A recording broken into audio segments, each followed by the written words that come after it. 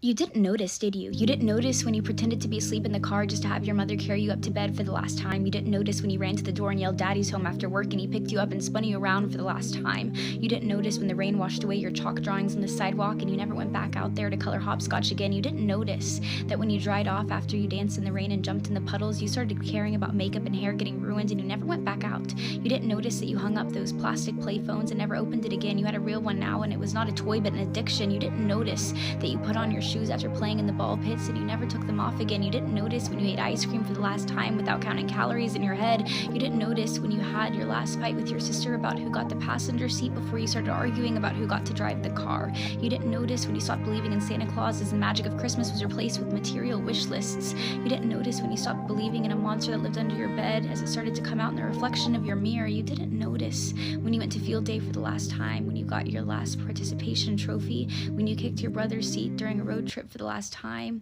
when you had your last play date with your Barbies, when you had your last Disney movie night with your family. You didn't notice that grandparents don't last forever. You didn't notice that your childhood cat wasn't eternal.